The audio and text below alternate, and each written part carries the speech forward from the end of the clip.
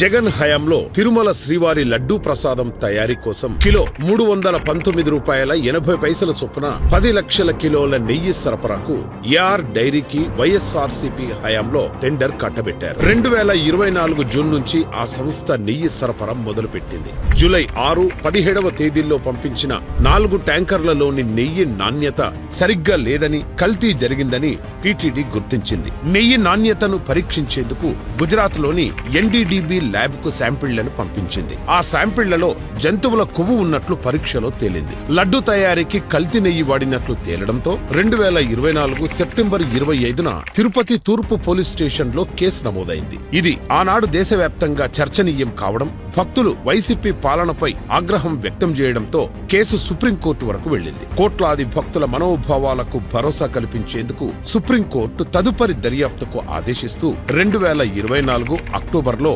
CBI director పర్యవేక్షణలో స్వతంత్ర దర్యాప్తు బృందాన్ని ఏర్పాటు చేసింది. ఈ నేపథ్యంలో దర్యాప్తు చేసిన సిబిఐ బృందం అనేక అంశాలను రాబట్టింది. నెయ్యి సరఫరాకు టెండర్ దక్కించుకున్నది ఏఆర్ డైరీ అయినా ఆ సంస్థకు నెయ్యి సరఫరా చేసింది శ్రీ వైష్ణవి డైరీ అని తేలింది. అయితే శ్రీ వైష్ణవి డైరీ కూడా నెయ్యి ఉత్పత్తి చేయలేదని, తిరుపతికి 2300 కిలోమీటర్ల దూరంలో ఉన్న కల్తీ నెయ్యి మాఫియాకు పెట్టింది పేరైన ఉత్తరాఖండ్ లోని రూర్కీలో ఉన్న Bhole Baba organic dairy private limited నుంచి కొనుగోలు చేసి ఏఆర్ డైరీకి ట్యాంకర్లు సరఫరా చేసిందని తేలింది. మార్కెట్లో కిలో నెయ్యి ధర 500 రూపాయల పైగా ఉంటే అందులోనూ లడ్డు తయారీకి వాడే నాణ్యమైన నెయ్యి కిలో 320 రూపాయలకే సరఫరా చేస్తామని ఎలా ఒప్పందం చేసుకున్నారు? ఈ విషయాలన్నింటినీ, వీటికి సంబంధించిన ఇన్వాయిస్లు, ఈవే బిల్లులు, ట్యాంకర్ టోల్ బిల్లు రసీదులు, ఇతర ఆధారాలతో పరిశీలించిన సిబిఐ విపిన్ జైన్, సోమిల్ జైన్, అపూర్వ చావ్లా,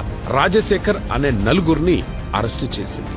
ఇప్పుడిప్పుడే తీగ దొరికిందని, దాన్ని బయటికి లాగి తెర వెనక అసలు పావులు ఎవరో సిబిఐ త్వరలో తేల్చుతుందని దేశ ప్రజలు, స్వామివారి భక్తులు అంటున్నారు.